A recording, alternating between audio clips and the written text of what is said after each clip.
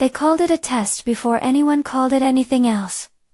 A prince's secret, disguised as a servant among a billionaire's daughters. The phrasing felt theatrical, in the queen's sitting room, where the sunlight slid over high-perfection polished stone floors, and a painting of a dynasty that had not tolerated friction for 3 generations. It sounded like a headline the queen would like. It sounded very unlike the thing it was.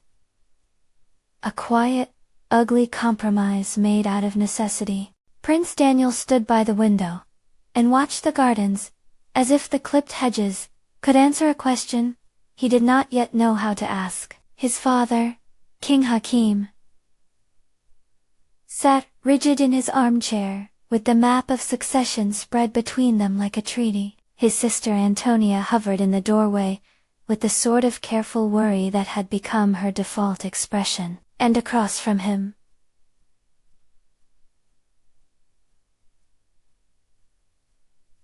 Queen Luciana commanding. Urgent spoke about lists and alliances, as if she were consulting the weather. "You are not to be sentimental," she said. "You are the crown's certainty.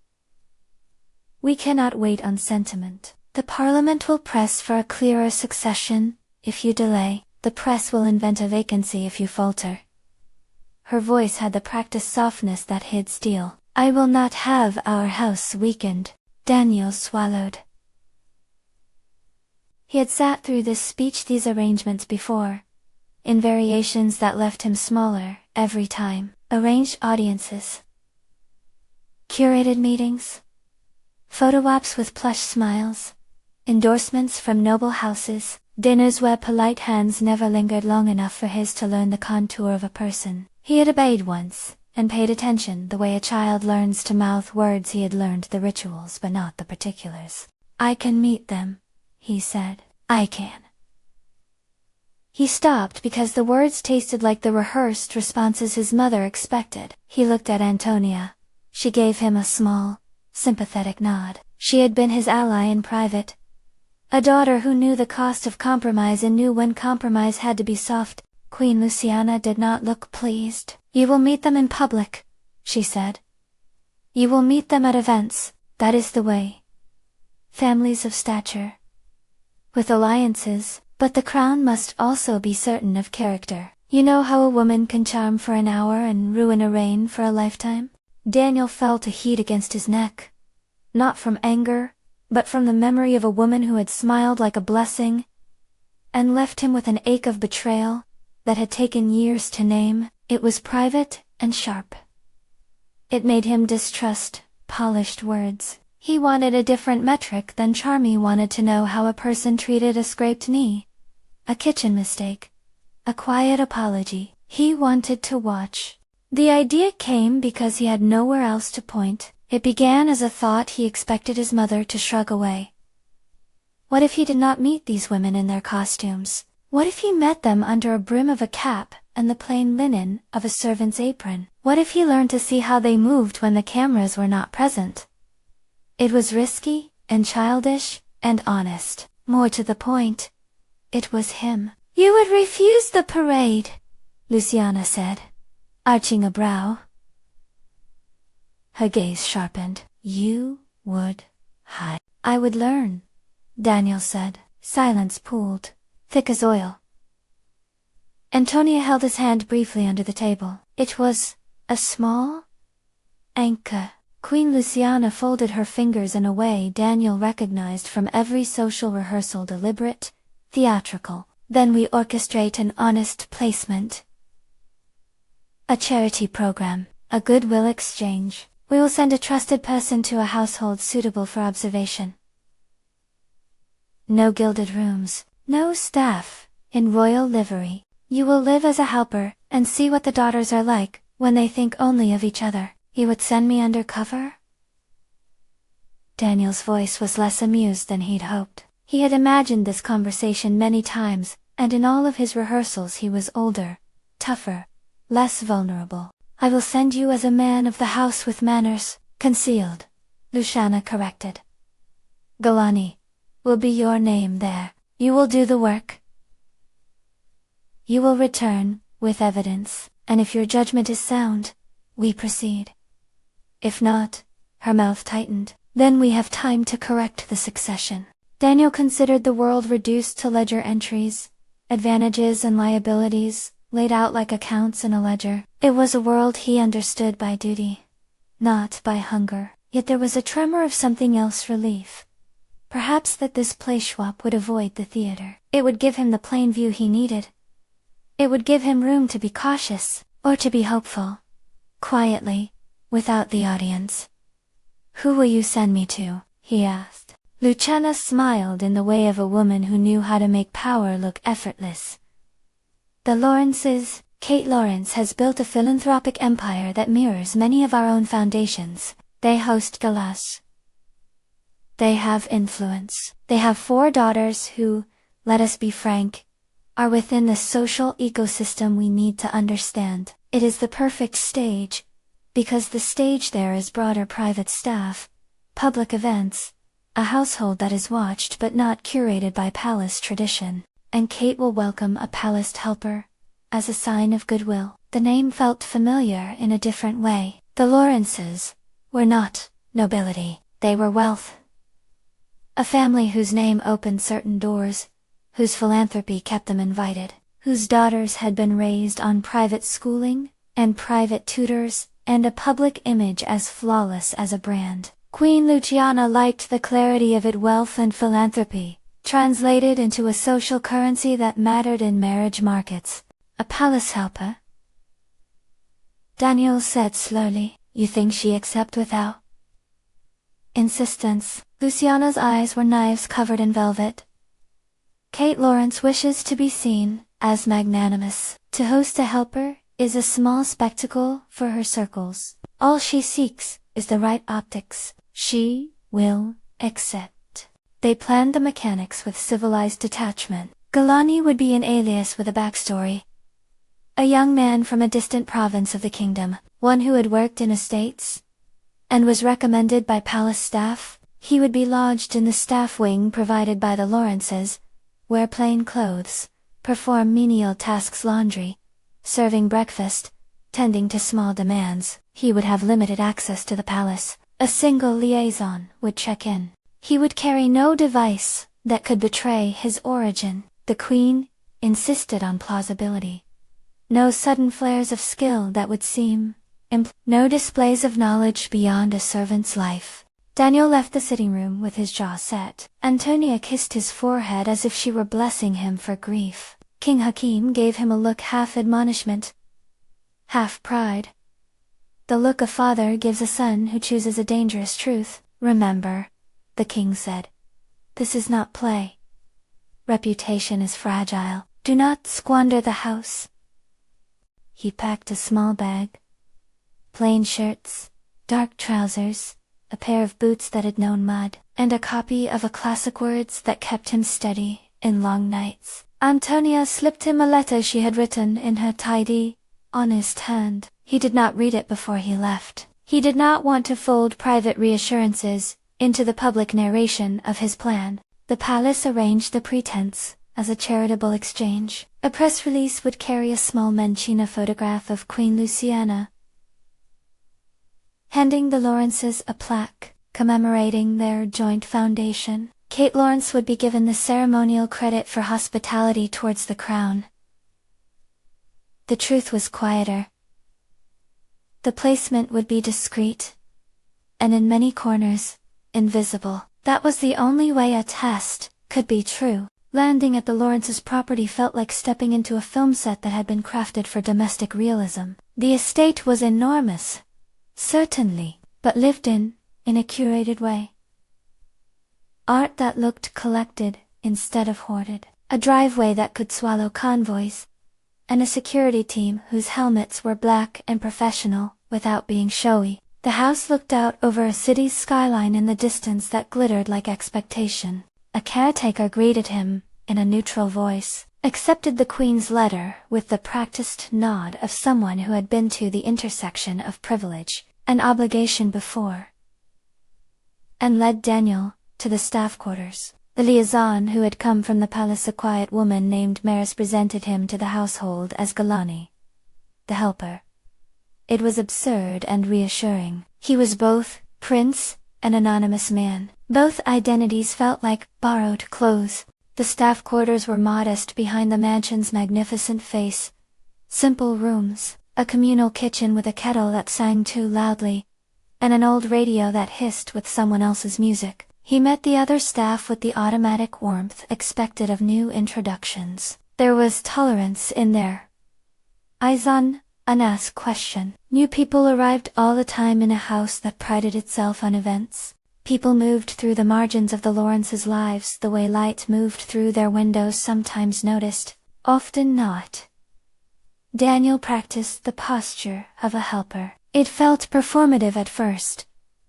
A lower tone of voice, smaller gestures, a careful avoidance of anything that might be taken as polished. He tied his apron clumsily the first morning and spilled sugar over the tray of morning muffins. One of the daughters laughed, "Hup," and brightened.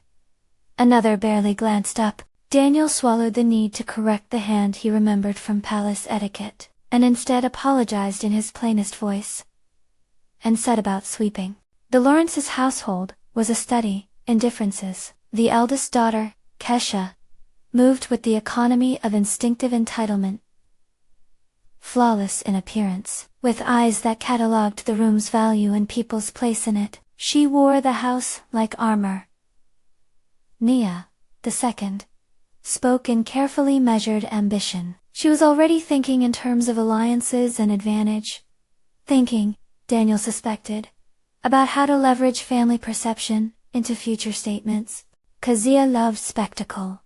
Her vanity was an art form, a choreography of appearance. Nandi, the youngest, was a lens of motion and blunt honesty tomboy, in a bodysuit, with a basketball wedged by the back door, and the inclination to ignore public scripts. And then, there was Jamila. Jamila did not enter a room with fanfare. She carried a book almost always in her hands, and moved as if the world around her was marginal to the page in front of her. She wasn't quiet in the sullen way of someone who had been silenced. She was quiet in the private language of someone who preferred observation to oratory. The quietness was not absence. It was a different focus. When she observed the staff, there was a gentleness to her look that often slipped under other people's notice, as if she had been taught to see without taking.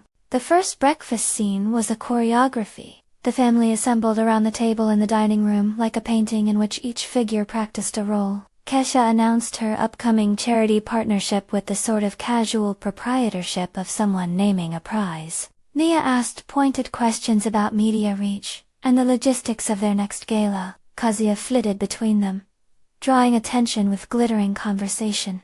Nandi knocked the salt shaker off the table and laughed aloud.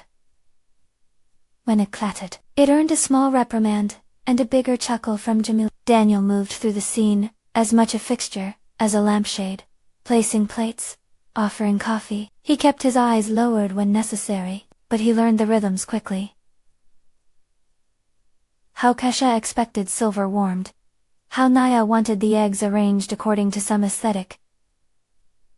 How Kezia demanded a mirror nearby even at breakfast. He learned the subtleties of a household that instructed its daughters to perform civility as if morality were a set of postures. It was in a small accident that the household's private manners revealed themselves. While carrying a tray of pastries into the dining room, Daniel's foot caught on the edge of a rug. He stumbled, the tray tilting. For a second, a smooth arc of pastries teetered toward a ruinous fall.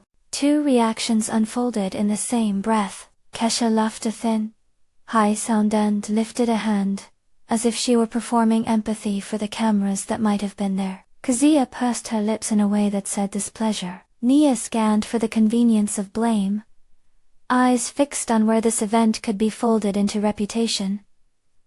Jamila, however, moved unlike anybody else. She set down her book, rose, and slid out her chair with slow, deliberate calm. Without drama, she reached up and steadied the tray. "You'll break your wrist," Jamila said softly, a practical observation. Her hands were steady. "Take a breath." In the pause that followed, something simple happened. that made the Queen's tests feel less like theater and more like truth. A servant's small breath shifted the room's atmosphere, where most of the household treated helpers as background to their statements. Jamila treated him as a person. She wiped a damp smear from the edge of a plate he had failed to notice and placed it before him with a smile that was not a performance. They held a moment's small eye contact. Daniel found himself anchored to the quiet kindness. He said nothing, and Jamila returned to her book as if she had not just given him his first unpracticed reassurance, on a day that felt like a rehearsal for everything that might follow. There were tiny tests that the Lawrences did not stage, but simply let the household life reveal. The way one daughter would get the first slice of cake because she arrived early. The way another would take the best seat on the terrace and never notice the hands scurrying to adjust cushions. The way a visitor expected a menu that catered to image. An assistant's presence disappeared the instant a photo was asked for. That was the rule of their social game. Everyone knew their parts. Daniel catalogued each small cruelty and kindness in a private ledger he did not share with his family. An arrogance might be a single harm. A frank apology might move mountains. He watched how Keisha sharpened her smile into a weapon for public benefit but left staff out of private courtesy. He observed Nia's strategic kindness, which was generosity measured in returns. He watched Kazeya perform affection to an audience, and then dismiss the same people when the audience left. He watched Nandi trip over the niceties, and offer her hand to a child who was not invited, while laughing at a joke only she found funny. And he watched Jamila, in her little rebellions, passing an extra sandwich to a dishwasher who was late, stepping away from a dinner party to help the chef who'd burned a sauce. These were small, unpublicized acts that proved Luciana's dictum about character when no one was watching. Each act of kindness lodged inside Daniel in a way he did not expect. Each reached a place that his formal training could not touch. He also felt the sharp ache of deceit, like a cold stone in his pocket. The plan required him to be something he was not. He washed dishes and tucked linens and refolded towels with the steady patience of someone who knew these tasks were not beneath him. That knowledge ought to have sufficed. The deception itself unsettled him. Trust in both directions felt like an ethical minefield. He could not tell Jamila that he was a prince. He could not promise her anything. He must observe, and then he must report. And in his report, the thing he truly wanted might be reduced to checkboxes. Maris, the palace liaison, reminded him of boundaries in the neutral tones of someone who had read too many dramas. "You have one message per fortnight," she said on their second day. "Emergency contact only. No devices. No unusual expenses. Keep your head down, Galani." It was a small humiliation and an enormous relief. A limitation that made his disguise plausible. It also became a tether. He had one fixed lifeline to the palace, and no way to broadcast the truth. If the test turned messy, he found himself reading faces more than words. He practiced restraint. He told himself he was a steward of the crown's patience. The household's PR calendar offered a wedge of complication. An upcoming philanthropic gala, hosted by the Lawrences. It was a glittering affair in which the daughters would be presented to important donors. It was a sort of event where alliances were whispered, and reputations set in stone. For the Queen, it seemed peerless, as a stage 4 observation. For Daniel, it flashed like a hazard sign. Cameras, crowds, an arena that demanded performative virtue. If any of the daughters could pretend for a roomful of patrons, the gala would be their prime moment. He kept his distance in the planning, steeping the tea, arranging chairs, ensuring the valets' uniforms were crisp while he watched the daughters rehearse their faces for the crowd. Kesha practiced a gracious laugh. Nia banked lines to mention on a microphone. Kazuya rehearsed an entrance. Nandi planned to be the reluctant storm disruptor who would somehow, in the edited footage later, look charming. Jamila confessed she feared the staged photos. She liked the idea of being read, Not seen. I'd rather a single true conversation than 1,000 smiles, she said once in a quiet moment, as Daniel passed her a stack of folded programs. Her eyes met his for a beat long enough to be noticed. He felt both honored and guilty for the attention. He was not invisible. That was never the point. He was simply unremarked on, in most conversations, the steady warmth behind the curtain that made the show run. And yet people noticed things in the presentiments of their own needs. A young assistant, eager and nervy, asked Daniel an offhand question halfway through the week. "Galani, where are you from, exactly?" "Minar? You local?" The man's curiosity was casual. But curiosity can be a kind of lantern. Daniel deflected. "Far from here," he said, which was true enough. He had lived in provinces that were not the capital. He kept his voice low and plain. He learned quickly to keep his answers tidy and brief. There were times he almost slipped into the old manners. A habit of smooth speech, of polished answers. Pride nudged him in private to correct an insult to a staff member, to demonstrate a courtesy that the Lawrence's world had lost. He kept his mouth mostly shut.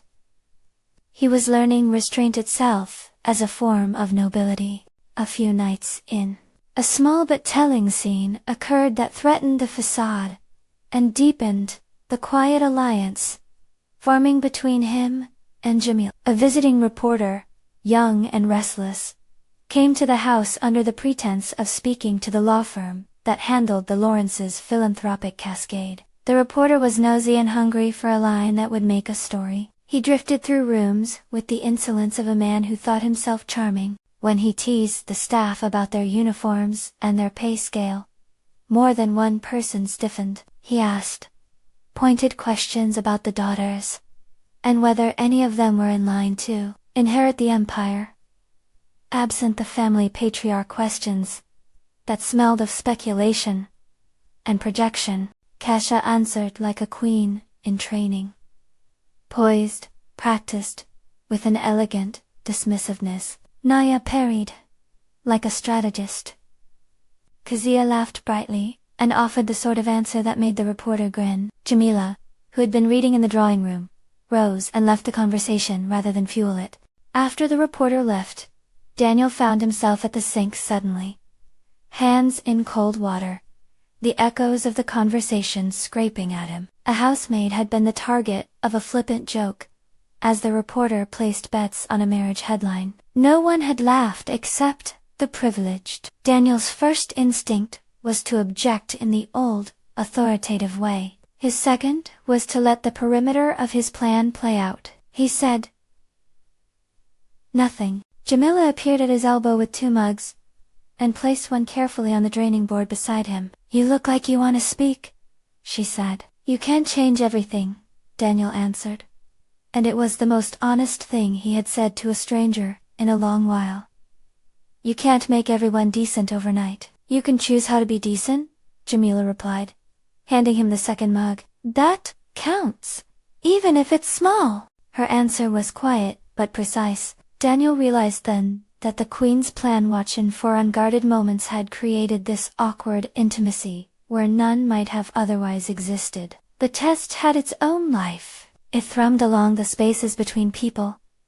A gesture, an offered mug, a steadied tray. That evening, as he lay on the narrow cot assigned to him, the house's noises eked under his consciousness: the distant clink of glass in the dining room where a late dinner ran long, the muffled laughter from a conference call in the study, the soft, periodic thud of a basketball from the backyard, where Nandi practiced a shot.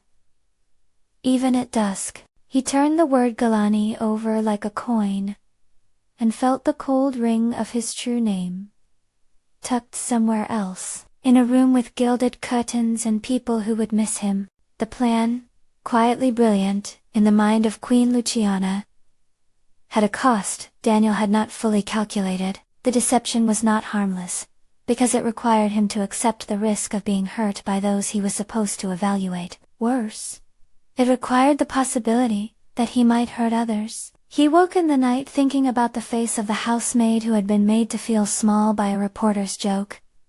He had no claim to justice there, he could only be a witness. He had to weigh the good that might be done by a truth revealed against the harm of a personal lie. A week into his placement, he received his first real test of commitment. It happened in a way that felt almost mundane.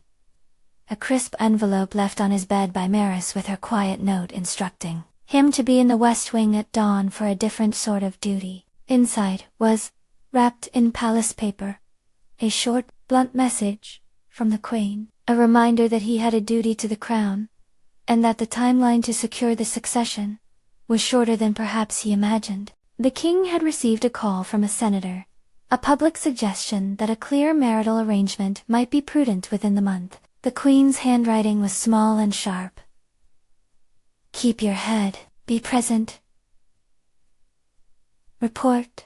There it was, folded between the paper.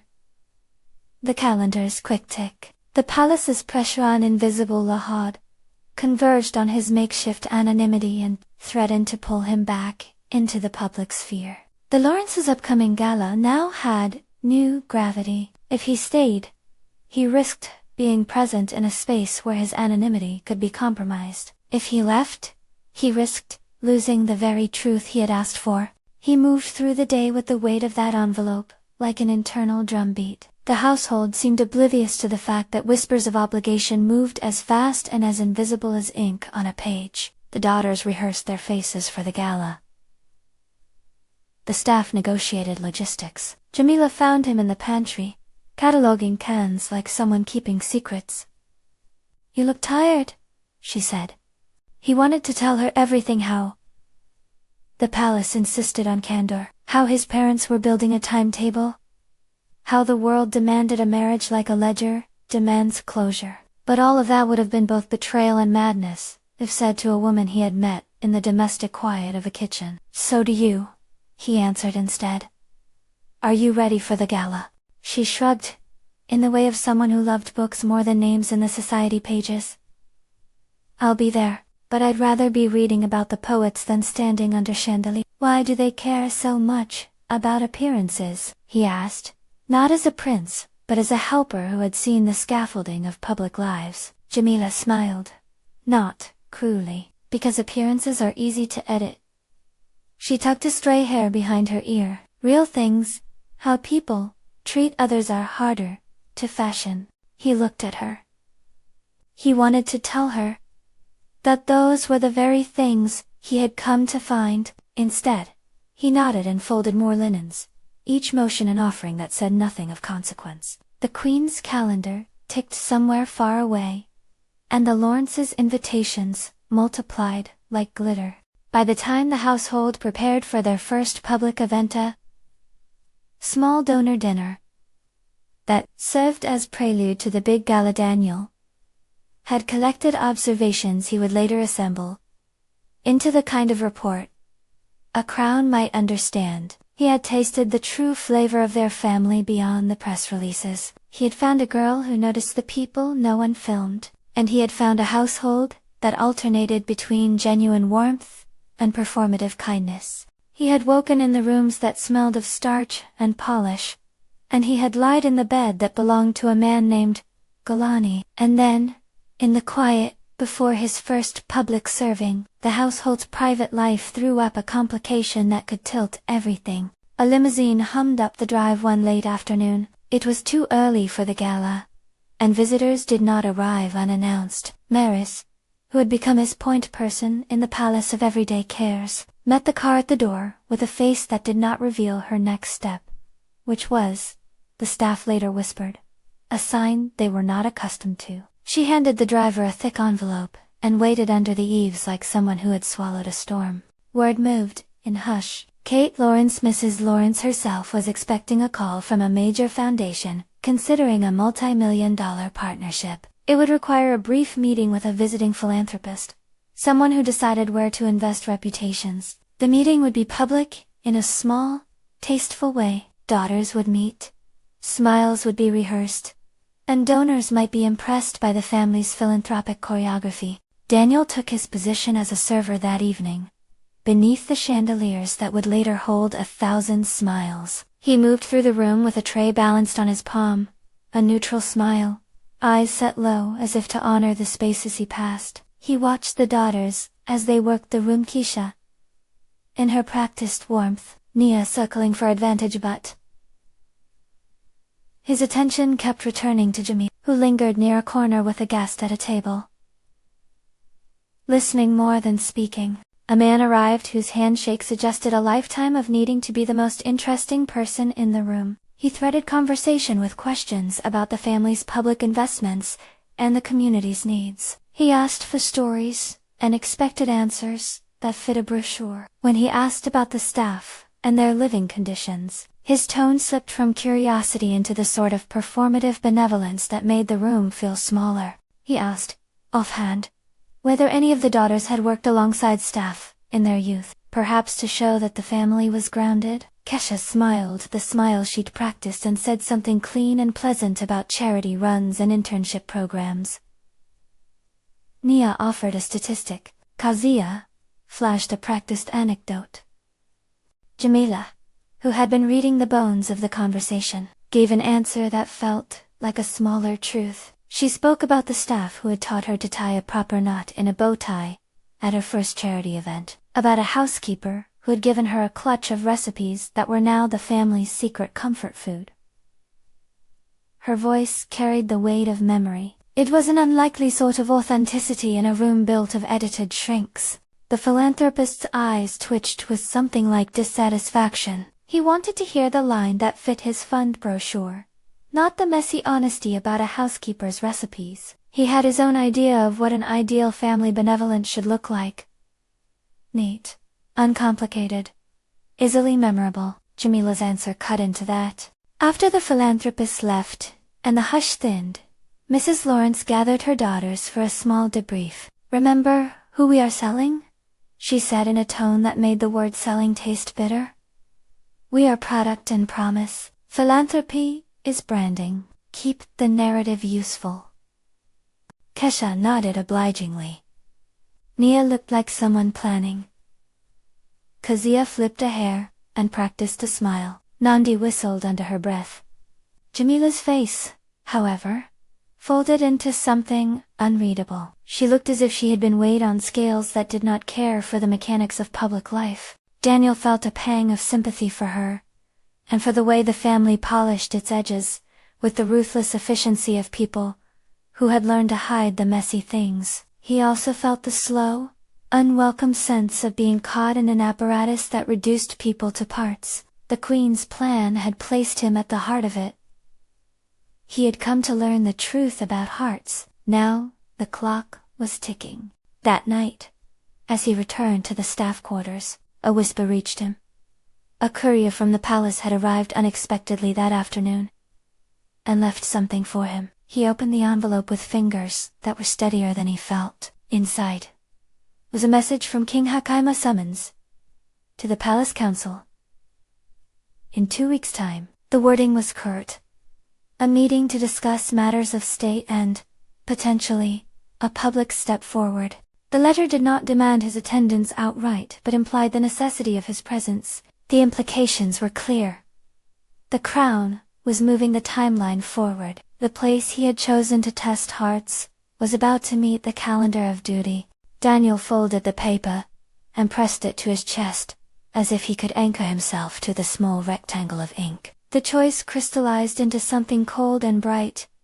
Attend the council, and leave the test unfinished, perhaps losing the only private truth he hoped to find, or stay and risk the crown's displeasure, possibly imperiling his place in the line of succession. Each option bore consequences that had nothing to do with him as a boy and everything to do with the house he would one day lead. He thought of Jamila's hands, steadying the tray, of the housemaid who had flinched under a reporter's joke, of the way the Lawrences hosted their world like a film crew. He thought of his own face in the mirror of the staff bathroom. No diadem, no sash, only the starkness of an unadorned man trying to do a good thing.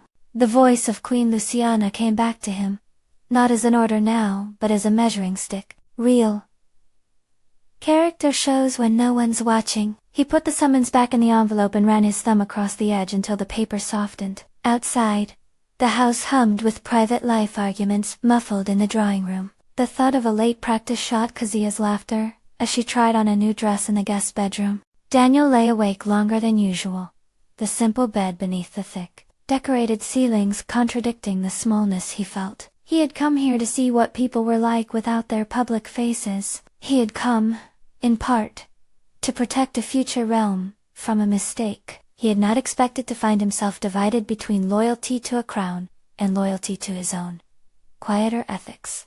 At dawn, he dressed in his plain clothes and tied his apron with slow, careful fingers. The kitchen smelled of fresh bread and coffee. Jamila was there, waiting by the window, a lamp hallowing the page. When she looked up, she smiled in a way that asked nothing, and offered everything. "You look restless," she said. "I am restless," Daniel admitted. He felt nearer to confession, in the pantry, than he had in the throne room. She closed her book. "You'll make a decision that won't please everyone," she said.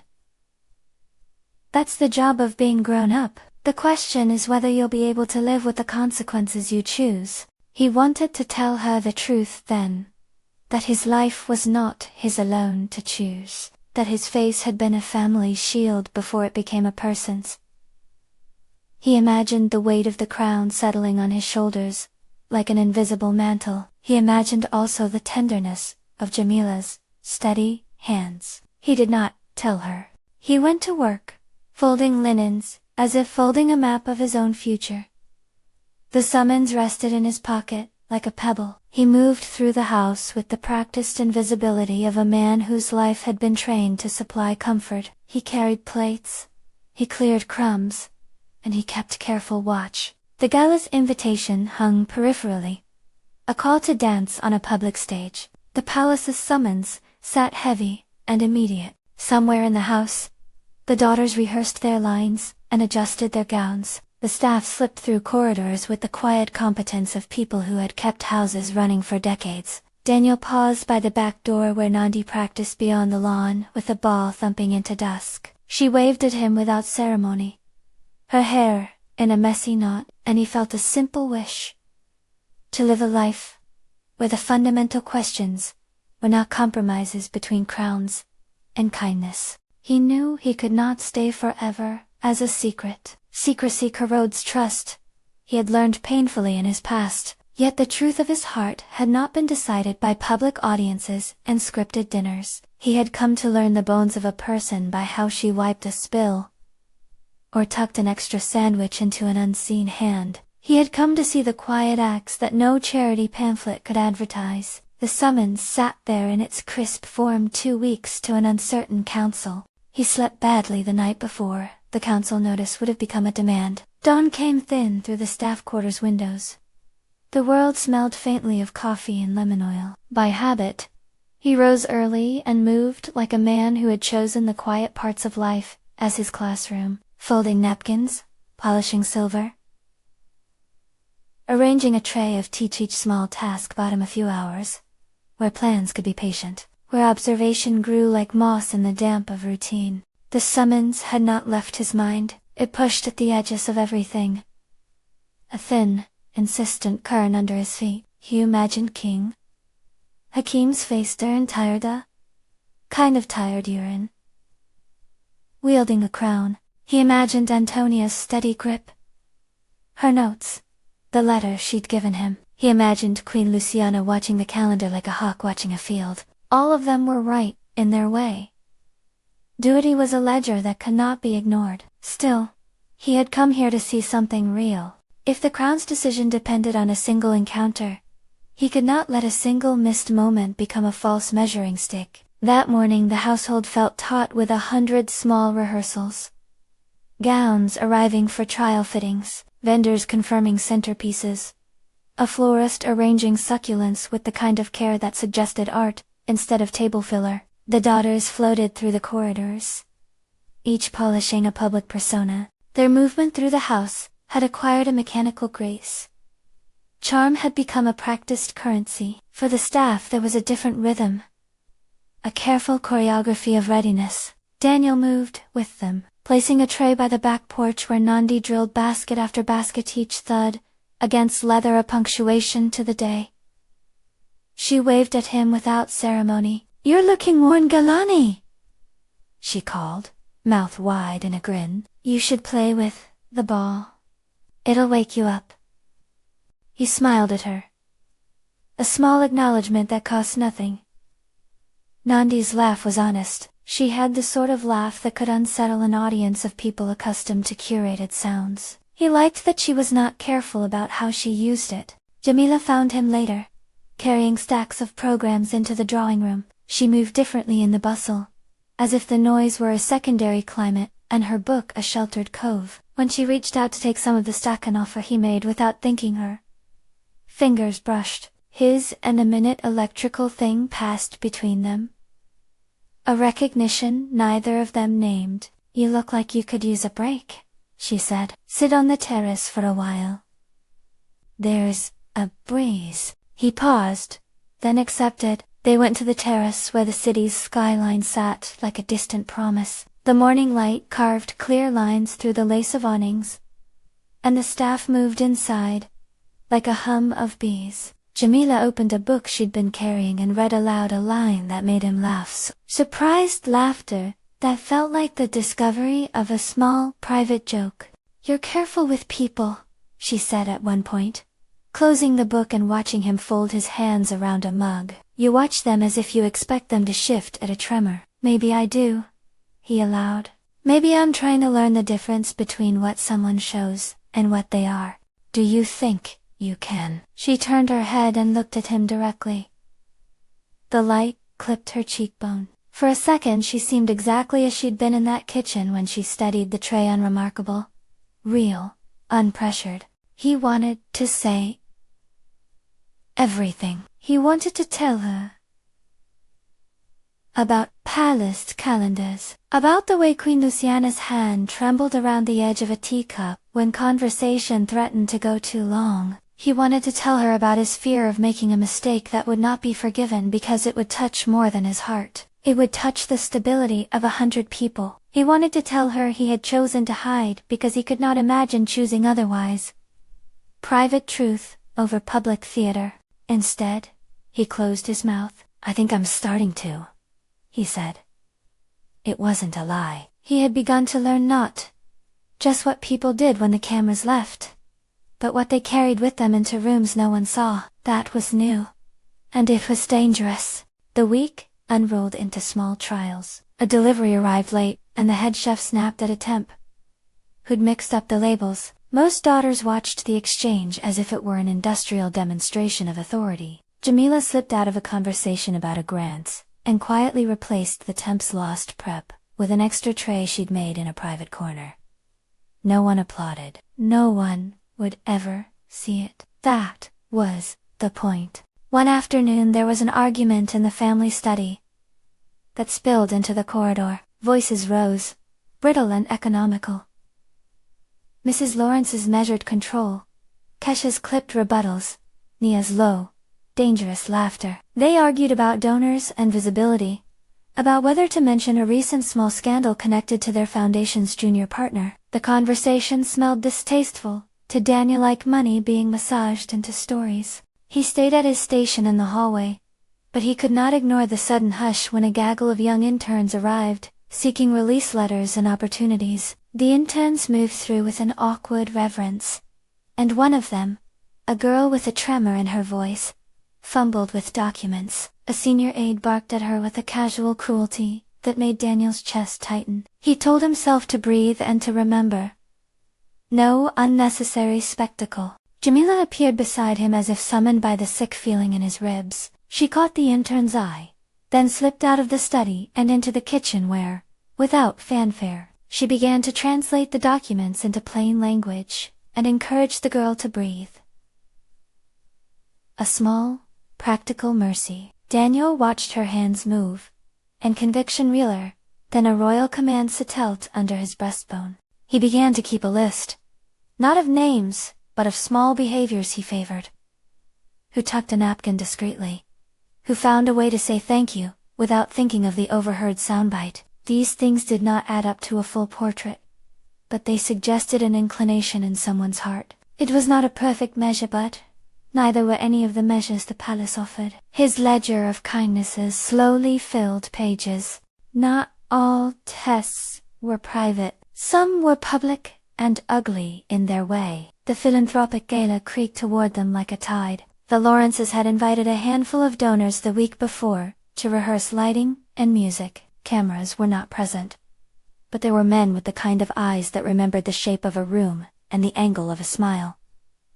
Mrs. Lawrence's staff moved with the preparedness of a family that had made dozens of these moments into breathless routines. It was during a rehearsal that a donor board, wealthy, an exec used to controlling narratives, stumbled into a conversation about the daughter's readiness for the public eye. He asked about the families they associated with, and whether any of them were likely candidates for marriage into a titled house. It was a careless question with the taste of gossip, the kind of conversation that would later become a seed in a column somewhere. Kesha flattered him with a perfect, varnished answer. Nia answered in statistics and possible outcomes. Kazia laughed, switching tone like a performer, changing costumes. Nandi rolled her eyes, and threw a ball that nearly hit a candelabrum. Jamila, quiet, unwilling, said nothing. Afterward she found Daniel in the pantry, and handed him a little plate of leftover cake, because she knew he liked the icing.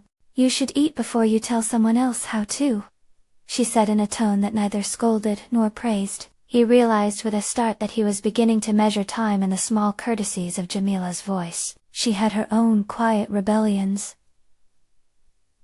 staying in the staff pantry with a tray, and reading poetry out loud to a dishwasher on his break, riding a bicycle far from the house under the pretense of an errand. She had not been groomed into the family's polished forms. Instead, she had learned the language of a world she could accept on her own terms. That independence made her different, not simply an object of admiration, but a person with a mind and choices. It created, unsurprisingly, a tug of guilt. He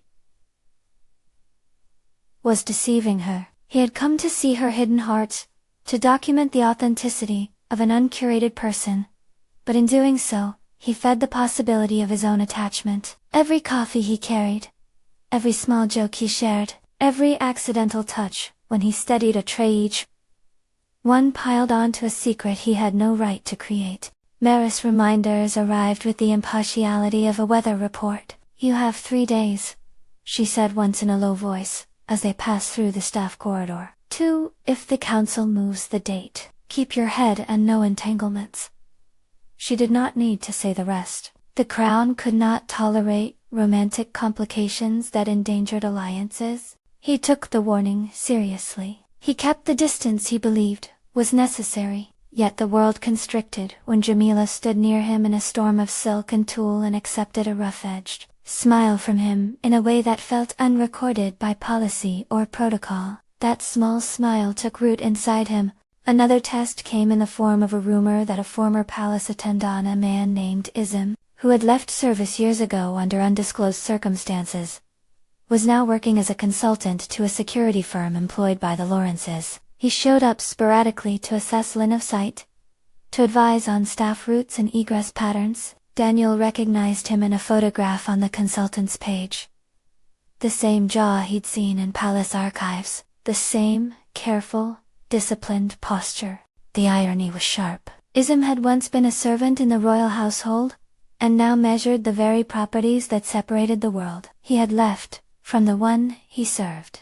When Isam came on site to walk the routes, he surveyed the staff with the sort of glance that catalogued experience. His eyes brushed Galanis brief, deliberate, and for a second Daniel felt a prickling sense of being noticed in a way that was not ordinary. Izam did not say much, but he lingered longer at the pantry door than was strictly necessary. A man who had once been below a throne might remember the kinds of speech that people on the margins used. Daniel felt an ache of recognition. He corrected his posture and smoothed his voice into an ease he hoped was unremarkable. Izem's presence produced rumors among the staff. He's from the palace, used to run their flatware, a dishwasher told Daniel in a quiet aside. The younger servers regarded Ism with a mixture of curiosity and reverence, and Daniel could tell that the man's attention had the potential to complicate him. Was Ism the kind of man who would notice a prince when he was dressed like a helper, or was he trained to ignore the signs of rank,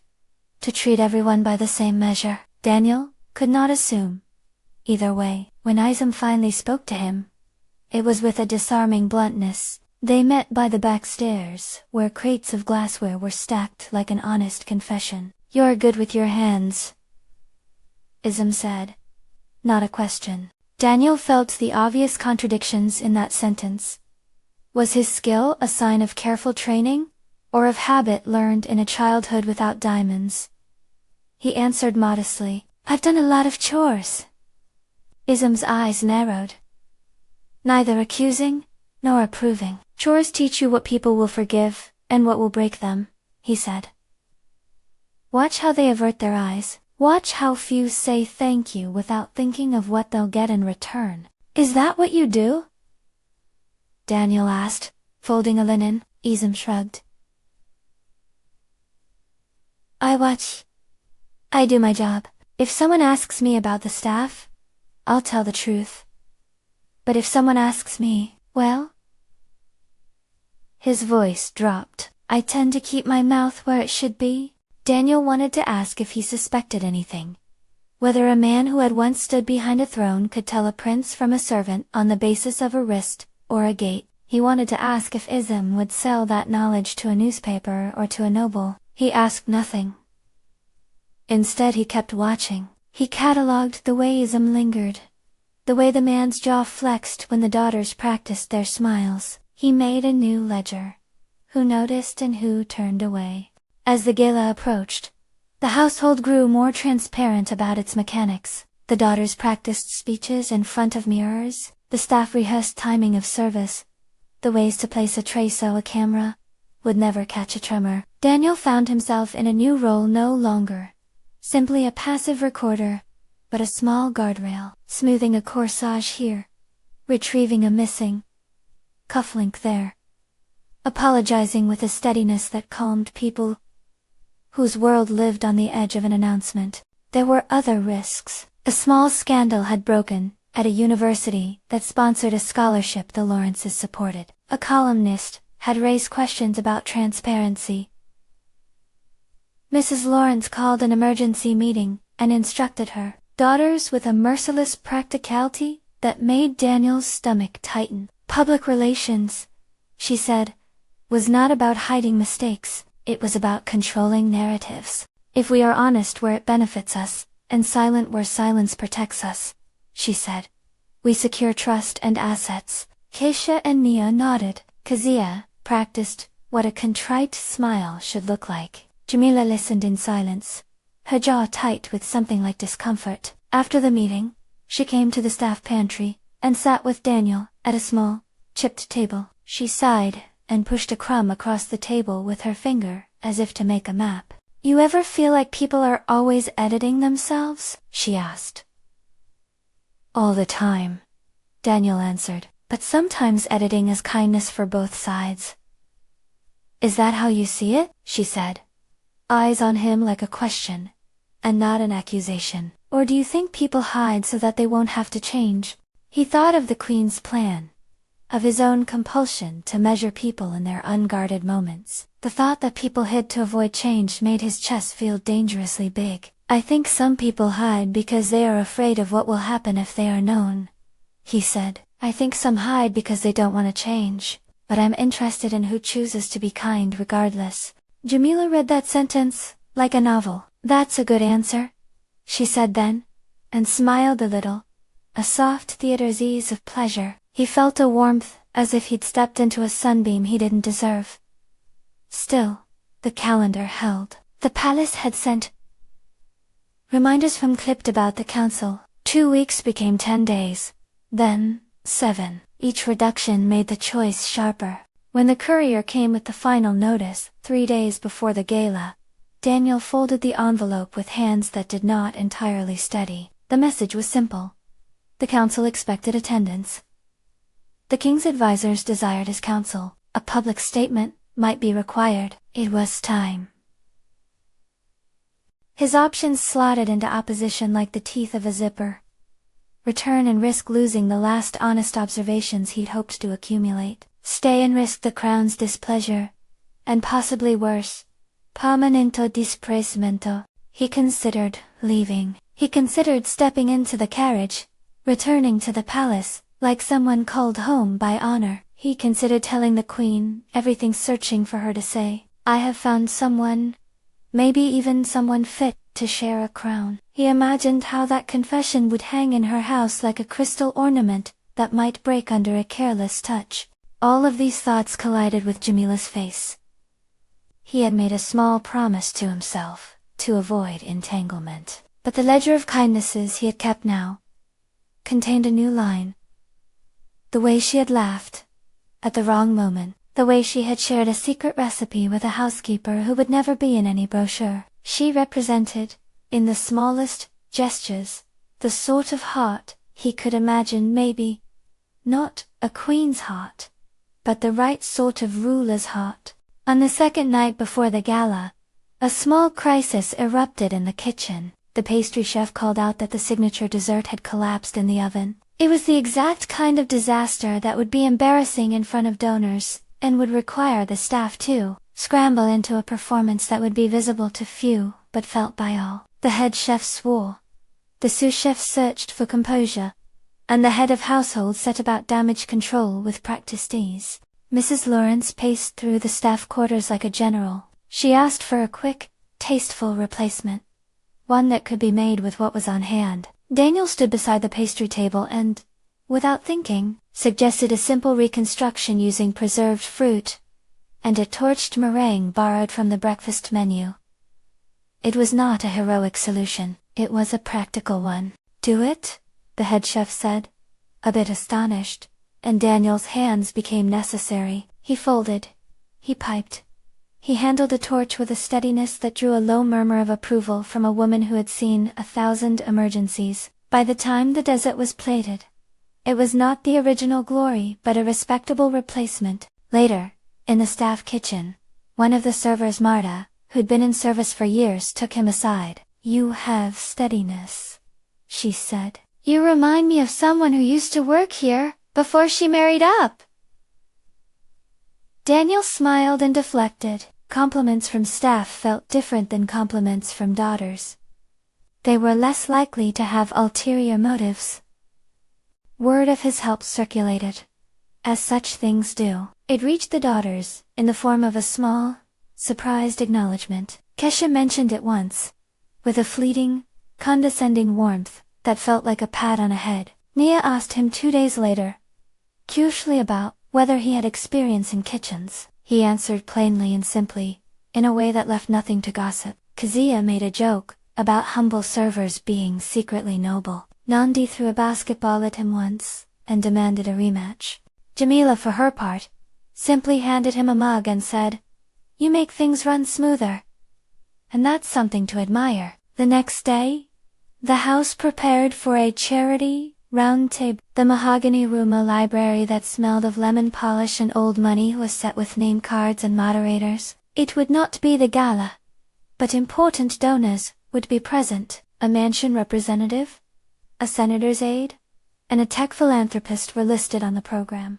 Daniel took his position behind the entrance, offering coats and guiding people to their seats. As he did, a man in a tailored suit entered. The sordid man, whose suit was a statement, rather than clothing. He had an air that suggested he knew the right questions to ask. He moved through the room with a way of touching tablecloths that looked almost reverent in its attention. "Do you work for the palace?"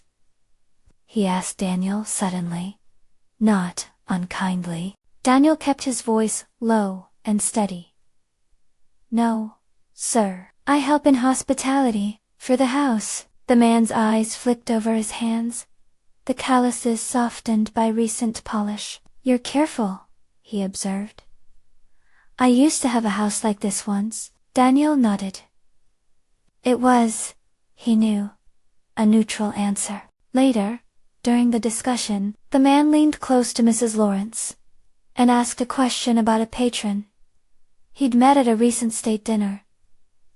Mrs. Lawrence answered with a practiced smile, and the conversation moved on. It was only later, when the man lingered by the refreshments, that Daniel heard a casual remark about a page in a program someone at the palace had recently asked to see. He felt, for a blink, the world narrow into a time when a misstep could undo him.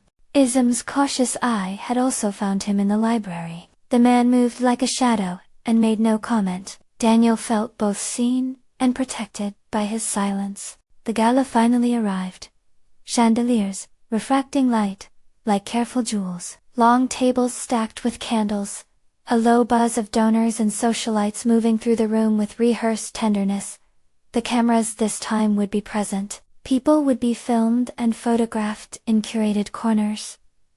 Mrs. Lawrence wore an expression that was both regal and anxious. The daughters circulated like planets around a constellation they had practiced being. Daniel stood in the wings for most of the night, carrying a tray and placing a glass here, smoothing a napkin there. He watched Keisha charm a venture capitalist, Nia discuss a foundation in guarded terms, Kazia perform a laugh in a well-timed charity anecdote that the cameras would adore, Nandi run into a group of teenagers and laugh with them, as if she were one of them. Jamila hovered near the periphery, a book tucked under her arm like contraband. At one point she stepped into a small circle of donors who wanted to talk about literacy programs, and she spoke with a clarity that made the listeners lean forward. Her answers were unscripted, practical and clear. She spoke about community libraries and volunteer tutors, and the value of a child finding a book that never leaves them. It was not showy, and that made it rare.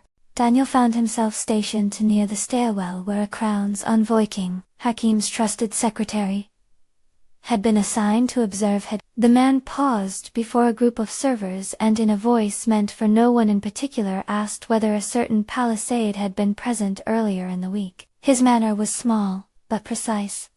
The kind of inquiry that could crack open a story.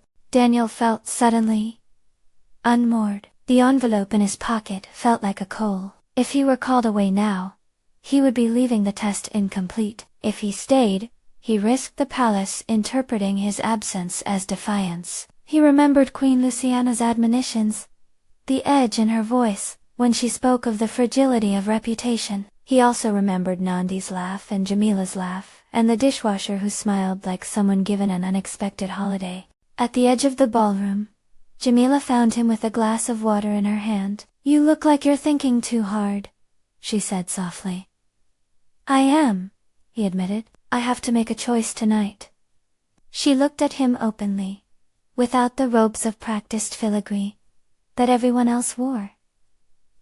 "Which do you want to do?" He could sense the simplicity of her question beating at him. Part of him wanted to step into the carriage and return to the palace as a man of duty. Part of him wanted to stay and see this through, to prove that a woman's kindness was more than a PR line, and that a crown could be saved or lost on the small deeds of people no one intended to measure. "I want to see you be yourself in public," he said. It was an answer of a different sort, selfish, perhaps, and ungenerous, but it was honest.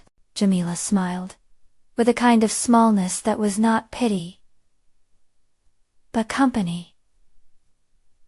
"Then stay," she said. "And if you have to go, go knowing you saw what you needed to see." He hesitated. Before he could choose, a commotion rippled through the room. An unplanned guest had arrived. A car at the gate had brought someone without RSVP.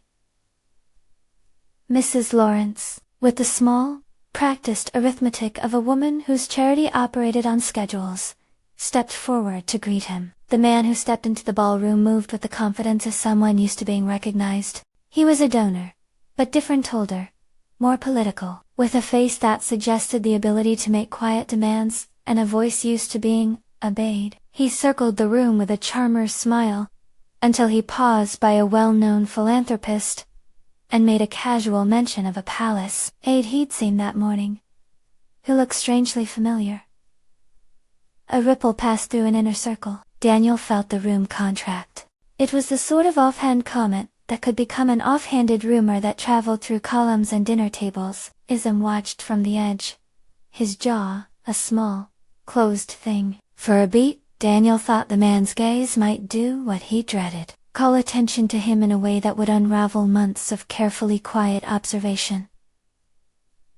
But Ism's face gave nothing away. He simply watched, as if counting the number of people who could append the balance of a room. Then, in the simplest of movements, Mrs. Lawrence cut through the small panic. She laughed with a precise, practiced sound and said, "We welcome all friends tonight. Let us not make small talk into a scandal."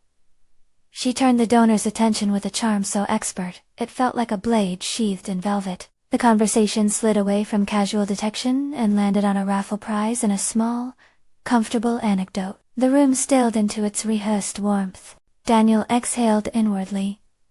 The crisis had been averted. For a moment he thought perhaps the night would pass without any dangerous exposures. But the palace had already left a mark on the evening. Midway through the gala, as musicians strummed and camera crews took their positions for the cutaways, Maris found him in the servant corridor with a face like an omen. She held an envelope again, and this time her fingers trembled very slightly when she handed it to him. "It came during the second course," she said simply. "They want you at the palace tomorrow morning. It's been moved up to 10. Daniel took the envelope. His hands were steady enough. He could feel the weight of the room on his back as he read the lines. The council had called the king to a special assembly. They wanted clarity and a forward movement. It was clear as a bell. "Leave tonight or be prepared to explain your absence in a formal statement that could cost you everything." He looked down at Jamila, who had not yet noticed Maris' delivery. She stood near a bank of orchids, the light catching her hair like an accidental halo. It struck him as grotesque and tender that he could be a part of two worlds at once, both of them absolute, and neither of them giving up their claims. He had a choice, and the ledger of his life felt suddenly brittle. He could go to the palace and tell his mother he'd seen enough, present his findings, and allow a proper, painful sorting of alliances. He could watch the faces of the daughters be sifted by the crown's measure, and allow the public apparatus to take over the truth he'd been building in private. Or, he could remain, risk alienating the crown, and see what further evidence the household offered more acts. Perhaps that could change the scales. He thought of Antonia's letter, of the way his sister loved him, with the practical warmth of a person who had carried too much grief, and believed steadiness could counter it. He thought of King Hakim's look that morning, the father's admonition. That reputation was fragile, and that crowns demanded sacrifice. He thought also of Jamila's hands, of the dishwasher who'd been complimented on a recipe, of Marta, who had told him. He reminded her of someone who used to work in the house before she married up. He thought of Ism's watchful silence, and the donor's casual observation. He thought of the editorials that might come if a prince delayed too long, how the news cycle would devour silence and create rumors. He made a decision that surprised him in its clarity. He would stay for the evening, and go to the palace in the morning. It felt like a compromise, neither surrender, nor recklessness, intended to honor both responsibilities in the only humane way he knew how. In the morning, he would face the king and the council with the evidence he'd gathered, and he would expose in truth what he had seen. But not tonight. Tonight he would be present for Jamila's unscripted moment, and for the household's small truths, while he still had the chance to witness them unedited. He whispered this decision to Maris, who gave him a look that was almost a smile, and almost worry. "Morning will come," she said. "If the council wants you, they'll come for you in the morning. If they do not," she left the rest unsaid. As the gala reached its high tide, Jamila found herself asked to speak, not the explanation Mrs. Lawrence would have written for a daughter, but a small, impromptu remark on literacy, prompted by a kindly question from a donor who'd heard her earlier points and wanted an unvarnished view. She stood and spoke not with the polished cadence some expected but with honest lines about books, tutors, and the map of a child's life altered by access to reading. Her voice was quiet, and a few donors leaned forward, the way people do when they hear something that cannot be commodified. For Daniel the moment felt like the world narrowing to a single point of light. He watched her set aside the family script and speak plainly about a housekeeper who taught her to tie a tie and about the value of an extra sandwich tucked in an apron. A hush fell of the kind that came when someone's words struck something true in a crowd. Cameras pivoted. The moment was, in every sense, caught on film. He felt an ache then. How much of what she had said would become an anecdote in tomorrow's paper? Would it be trimmed into a soundbite? Would it be used by some writer to praise her authenticity, and then by another to imply naive? He worried about consumption the way goodness is sometimes eaten like an hors d'oeuvre and forgotten. After her remarks, donors clustered with compliments and offers of support. Jamila was polite and tired. She turned toward the staff area where Daniel waited with a tray and smiled at him in a way that felt like a private benediction. "Thank you," she said. And it was the kind of thanks that acknowledged something beyond the moment, beyond the theater. He nearly said everything then. Instead, he took a breath and offered a practical remark about the clock of the event and where the staff might rest. They shared a small, simpering secret. Both of them were tired, and both of them were awake to the same small truths. But the night had one last curve to throw at him. As the gallus music wound down, and donors lingered on the edges of conversation, a camera, one of those roaming handheld devices meant for the edited reels, pointed no higher than the servers, and caught something that made Daniel freeze. A single frame. A bright, decisive shutter that might later be passed through feeds. Captured a man carrying a tray across the ballroom, a man whose face was half shadow, and whose posture, in that instant, was unmistakably familiar to certain observers. He saw the flash of recognition in a woman's eyes across the room, an elderly patron who had once attended state functions, and who had sat near the crown at previous dinners. Her lips parted in a fraction too long, and she leaned toward the person beside her. "Doesn't he look like?" she whispered, in a swirl. The evening that had been a careful net of optics began to reveal a few torn threads. Daniel felt his chest tighten like a fist. For a moment he stood utterly unprotected under a vast canopy of light, and the tiniest camera shutter. The palace's summons in his pockets seemed to snarl like a small animal. He had chosen to stay. He had done the right thing, or at least the thing he believed would let him truly know a heart. But the world had its own hunger for pattern recognition. A single photograph could alter everything. Izam watched him from the shadows, and did not move. Mrs. Lawrence, Eva the conductor, laughed lightly at a joke made in her direction, and turned the Donna's attention again. The camera panned. 1,000 small decisions would be made in editing rooms and publication desks. The net might tight, or it might not. In the last quiet of the night, after guests had left, and the chandeliers returned to being mere fittings, and the house had reverted to the particular smell of lemon oil and polished wood, Jamila found him by the back door. They were alone with the night, and the hush of a house that finally allowed itself to breathe. "You made a choice," she said simply. He looked at her, and felt the enormity of that choice, like a stone in his chest. "I did." "You could have left," she said.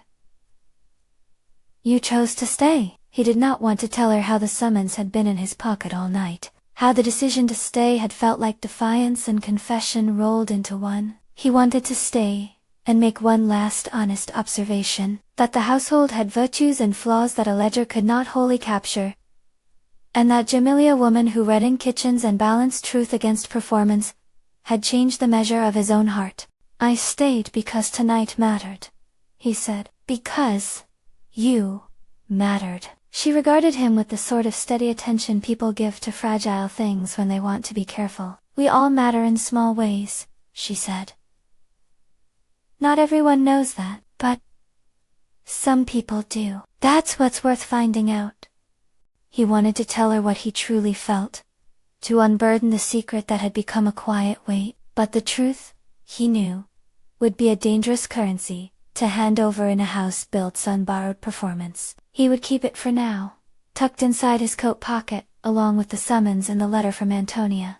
The next morning, as the house awoke, and staff prepared for a long day, Daniel stood in the staff quarters, and smoothed his apron, in a way that felt like both farewell and promise. He took his last tray to a table, kissed the back of a hand in the way one does when finishing a long task, and locked the door on the anonymity he had worn like an extra skin. He left a note from Eris, short and unadorned. I will be at the palace at 10. Please, watch the household. Take care of Jamila. Maris looked at him, and for a moment, their eyes met like conspirators. She nodded once, imperceptibly. Outside, the air was cool. A carriage waited at the gate, cleaned, black, silent, except for the rumble of its tires on gravel. The driver opened a door and Daniel climbed in, folding his hands in his lap, like a man who knew the ritual for returning to a throne. As the carriage rolled away from the Lawrence estate, and toward the capital, Daniel watched the mansion shrink in the rear window. He imagined the ledger of kindnesses he had compiled, the list of small acts that had begun to feel like proof. He imagined Jamila reading in the pantry, her voice carrying across a room like an unadvertised hymn.